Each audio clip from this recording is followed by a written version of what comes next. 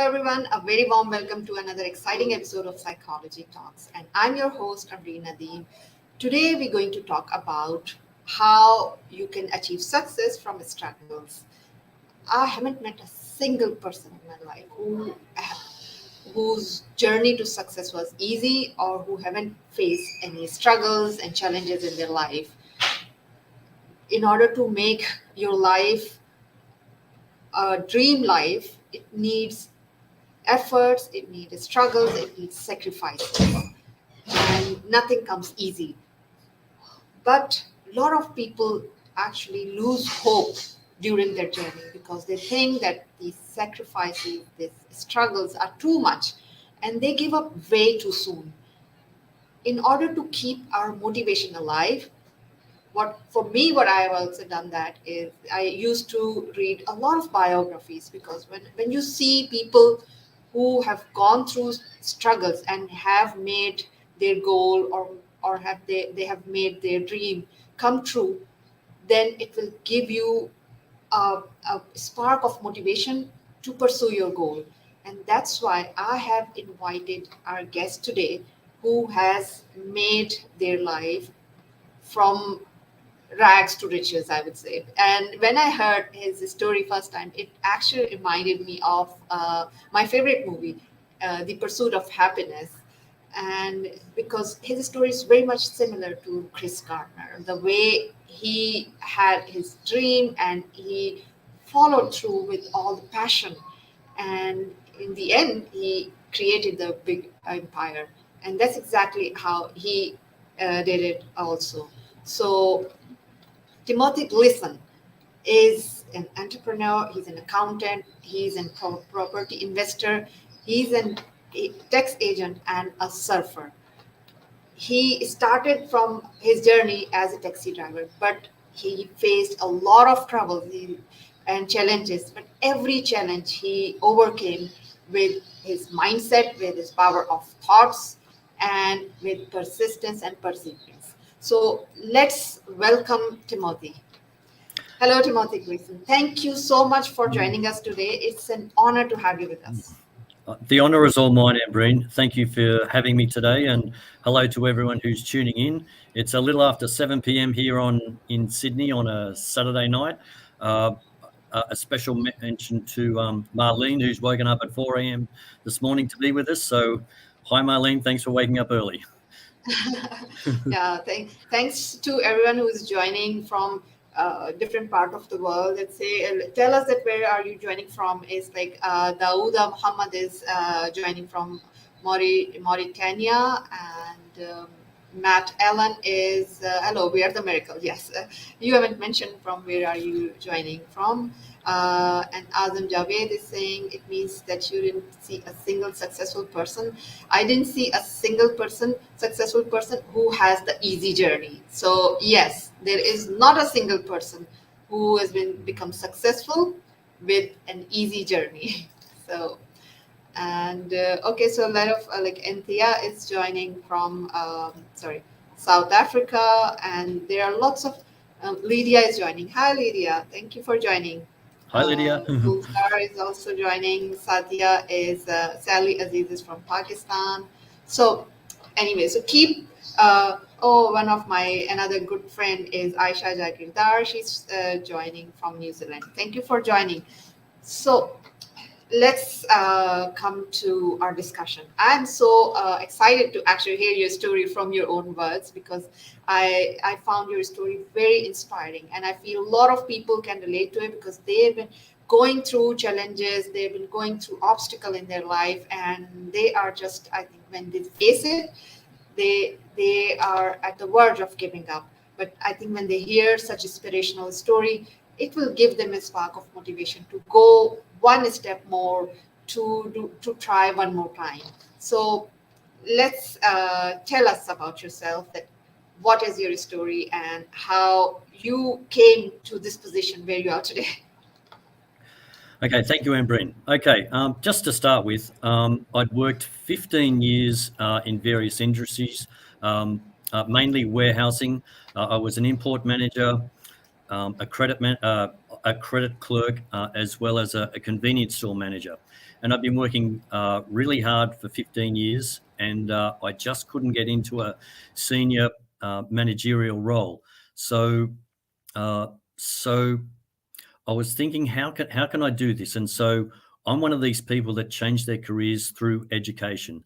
I'd left school, I'd never been to university, and I'd found out that with some assistance from our Australian government through AusStudy, they could pay me a little bit of money so that I could study full time. So after 15 years, I was a full-time taxi driver, working 12-hour shifts, either 3 in the morning till 3 in the afternoon, or from 3 in the afternoon till 3 in the morning. And it was a hard slog, relentless with the heat in a small vehicle, dealing with all types of customers, drunk people, professional people, mums and dads.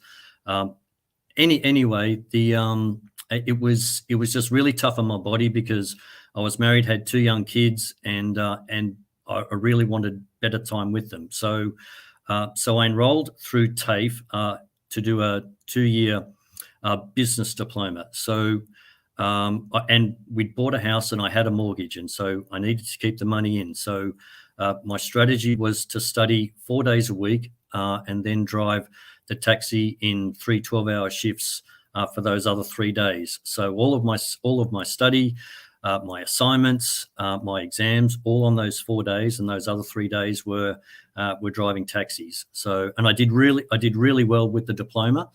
One of my accounting teachers at TAFE said, "Tim, you are very good at accounting," and she recommended that I pursue a degree with accounting and become an accountant. So to cut a long story short, after graduating from TAFE, I then enrolled in university through UTS. They have a relationship with TAFE, and they allowed me 5 subject exemptions, which means that rather than doing, I think it's 24 subjects, I only had to do 19 to get the degree.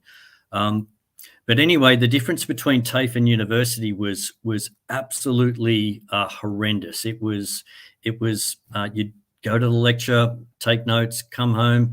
It was just so fast. One subject one week, and then another subject the next week, and then it just builds on that. And it was much tougher because most people that go to university, they do their study, go home, have dinner. They've got days and a lot of spare time to get all their stuff done. But for me, the pressure was on. It was like 4 days to get all of my university done, to do all my readings, my assignments, group study, all of those things. And so time was precious.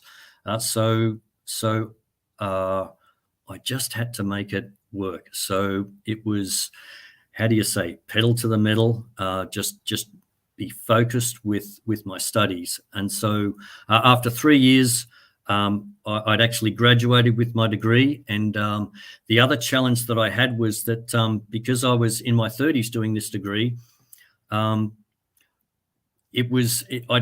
gone to the careers counsellor and was looking how can I get work in the accounting industry. And he asked me my age, and I told him I was in my mid-30s, and he says, "Oh, you're too old." He said the only way that you could break into this industry is to find someone that you knew and ask them to get you a job. So that's what I did.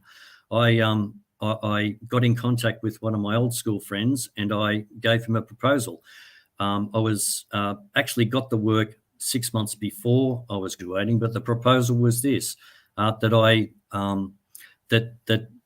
I worked for him for 2 days a week for 6 months, and if he was happy with my performance, he'd offer me a job after that preliminary trial period. And as it turned out, they were very happy with my performance, and they gave me a job. I have to say that I didn't work for free. We worked out an hourly rate that worked for both of us. I was just I wasn't interested in the money. I was more interested in the experience. And so it worked for both of us. And that's how I landed or changed my career into the accounting industry. After that, it was further study with the Institute of Chartered Accountants, and I actually only passed one of those subjects and failed the rest for 3 years. And so there's adversity. It's like thinking to myself, what's wrong? How come I'm not, like I'm getting very, very close, but not close enough. But anyway, our managing director came to me and said, Tim, I have an idea for you. Why don't you stop doing the Institute of Chartered Accountants and then switch over and do CPA? So I took his advice, enrolled in CPA, and CPA were kind enough to give me a subject exemption for passing the tax module in the ICAA. And so I only had to complete 5 modules over 2.5 years. And one module with CPA is the equivalent of full-time university. So working during the day and then studying at night.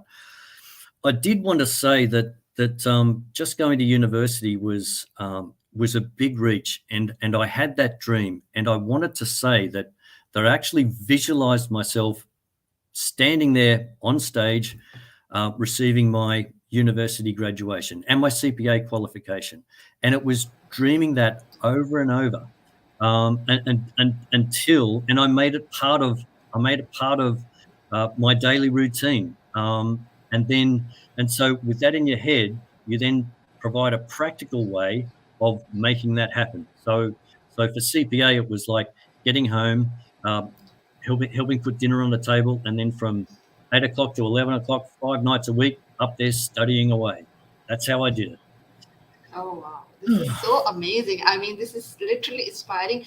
What two things struck to me is about that your dedication. Like when you realize that this is the life that you didn't want as a taxi driver, right? That is That's the right. time I think that was the realization that you need to do something, and then after that, your dedication, because it's not easy to switch field, especially when you didn't have a degree in that field. The other problem that you faced was the age factor, right? And a lot That's of right. people actually give up on that. That is one thing that it's, if you don't have that burning desire that attached to your dream, it's easy to give up on that, but you didn't give up. And one thing that I really loved about it, basically, that the way you visualize it, because that is one thing that has so much power to it. Like when you actually have a dream, you need to add some, I would say, visualization to it. When you actually start seeing it, and when you start seeing it, then you start believing in it. But that because I think when we see it happening, it gives us more energy to go for that dream. That's simply amazing. Let me tell you a But quick I story. still want to know. Yeah, sure, sure. Let me tell you a quick story. While I was taxi driving, I took a day off because my wife dragged me along to see one of her friend's daughters graduate at Okay. uni in New South Wales. And I'm sitting in the audience and I'm looking at this procession, this university procession. And it finished, and I was sitting there in my seat going, wow, I want to be one of those persons one day standing up saying, here is your degree to Timothy Gleeson. That gave me the visualization and the motivation to actually change my career, and do something. So it was in stages, but that inspired me to become a university graduate through that Oh. watching that ceremony.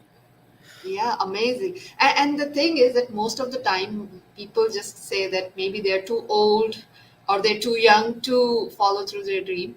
But that is one thing that I really liked about you, is that, you didn't take anything for, or you didn't take any excuse to give up on that. Because, when the people told you that you can't do it, or when the people told you that you're too old, you didn't give up on that. And that is the passion that I think when you have the passion, then you are willing to do a lot more, to go an extra mile.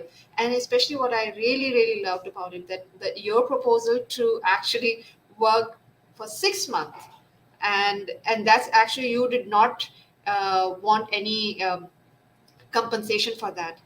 I think that makes a lot of difference, because most of the time what people actually want in life is they want the quick return, and that is the main basis of their giving up on their dream, because when they start, I've seen a lot of people on even LinkedIn, they start posting content, and after maybe a month or so they say, oh, nothing is happening, I think this is going to we need to give up on that. And I think nothing comes easy and nothing comes quick. We need to be patient, That's and right. we need to not expect a return immediately. You know, it's like you need to have eyes on the bigger prize, and that's exactly what you did. That, you know, you didn't say that, okay, if company is not going to hire me, that's okay, maybe I need to look for some other field which can give you more money or some monetary benefit.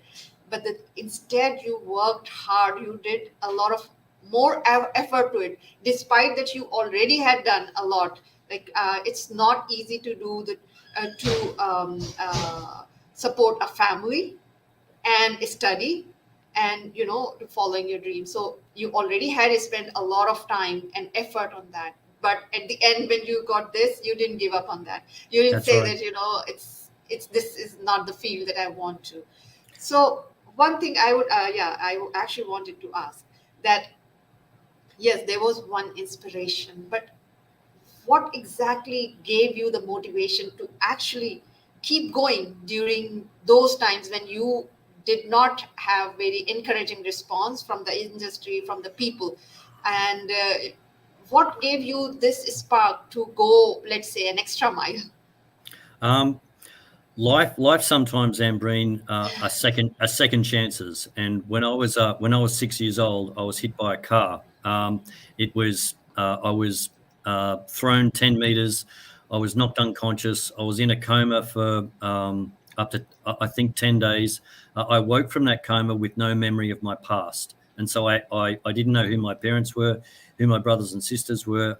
I had to start all over. It truly was, and I was in hospital for. I'm told I was in hospital for 3 months recovering from my injuries. My parents never told me the full extent of what happened, probably to protect me, but it's a miracle that I survived that accident. And I look at my life as a second chance. And so with that second chance, I made a promise to myself that I would do my best, that I would keep going, that I would never give up. And that's a mantra in my life. Be courageous. Really give it your best shot. It also helps that I'm an introvert, because if you're an extrovert, you could be influenced by what other people say. As an introvert, we look within. We take time to figure out deeper, I guess, who we are, what we're motivated to do, what is our what are our values, what is our purpose in life, all of those things. And I think about this all the time. So I'd like, through my story, to give people hope that you can change your life to make something better. There is a cost. It's time, okay, and it's perseverance. And if I can do it, I think anyone can do it. You just have to find a way. Just believe in yourself. If I had my time over, I would say, um, give yourself more credit for being. You're clever. I wanted to say, uh, I'm more clever than I ever give myself credit for. So be bold, be brave, be courageous, trust yourself. Really trust yourself with your conviction. If your gut says go and your head says don't go, trust your heart. Because Yeah, if you're happy in your heart, you're going to be happy with life. yeah, Um, I guess that's because I make decisions now through my heart. yeah, So much that self belief. Because, and if you don't know something, then ask people. People are happy to help you get to that next stage. It's just a matter of finding the right people and having the right conviction. yeah, that's true. That's very true. And thanks for joining, Marlene. I Oh, think hi, it's Marlene. 4 a.m. at actually your place, and I'm so grateful for you to joining at this time and listening to our show. So, really, really appreciate your support and presence here. So thank you. Um, yes, I mean, absolutely, you're right that, finding the purpose and having that hope that, okay, if it's not happening right now, it doesn't mean that it's not going to happen anytime soon. We just need to have faith in ourselves, in God, and in the plan that, okay, whatever the plan we have set for ourselves, it's going to get materialized someday. We need to keep adding more effort to it, and as you said, perseverance is must be there. You just need to follow through it. I also wanted to add that you are a surfer, right? That's So correct. what actually bring you to what actually brought you to surfing? Well, my parents met each other at the beach in Torquay in Victoria. They actually had Oh, they actually had their honeymoon in Manly Beach in Sydney, uh, and okay. and my grandfather Frank Trainer, he's famous for getting his surf life saving bronze medallion at 50 years of age, and Oh, so okay. through him. My mother had a passion for the beach life, and so we would go to Torquay prior to me being 6 years old. I don't remember any of it, but during school holidays, they used to camp and go along the beach. And I'm lucky enough that my parents moved up to Sydney, and we're just 5 or 10 minutes from the beach, and so uh, that passion with the ocean and with surfing is central to my life. It teaches me so much about myself, about facing fears, surfing big waves. Yes. There are times when the surf is absolutely so big, and you could be trying to paddle out the back, and a freak set will come, and you've got to somehow duck dive under a 12 to 15 foot wave, and I can tell you, I'm saying a few prayers. Dear God, help me get through this, and Yeah. making all sorts of promises and that sort of thing. But the thrill of catching a wave is indescribable. It's one of the best feelings I have in my life, and the adrenaline rush and the success of surfing a good wave through uh, different surfing maneuvers, either on your backhand or forehand. It is just. I really can't explain it unless you have another surfer explain it to you. But Yeah. yeah, it's a wonderful experience. So, like as you said that had a so busy schedule of like 12 hours of taxi driving, then studying, then following your career. How did you actually get the time to surf and to enjoy your life in those waves? Oh, during that time, I put on a lot of weight. It was I, I hardly got the chance to surf because I was just focused on the transition to getting that degree and the work experience. And so sometimes, you put your life on hold, for the better things. But that's out of the way, and back to surfing. Back to surfing now. When I get the opportunity. But also, I'm a family man, and you can the lucky thing with surfing is that I can wake up early before the sun lights up.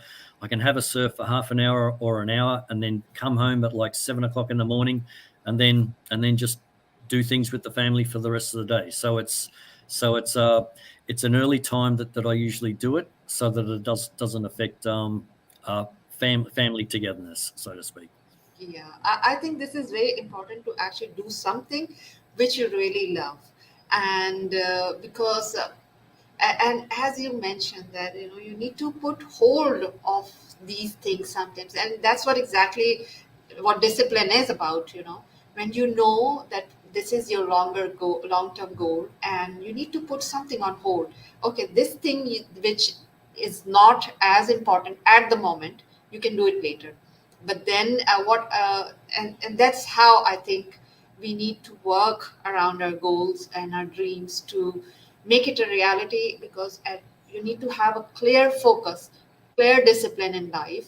Otherwise it can never happen. If I look at myself, um, I had a dream of writing a book, and I set this goal 20 years ago. So although that dream was there, but I took 20 years while I was working step by step, slowly and gradually, and focusing on some other things while not actually leaving that goal behind. So it's all about need to find out at what stage of life you are, what are your priorities, what are your uh, what are the things important in your life which need focus at that point in time. So absolutely. You must be talking about your book here, uh, Ambreen. oh, thank you so much. I am really honored, and Can thank I? you Can for I? actually reading the book. Yeah, sure. It's a wonderful book. For everyone that's listening, please do yourself a favor and get this book, The Algorithm of Life. It is one of my favorite books. I read it over. I still haven't finished it, but I read sections over and over all the time.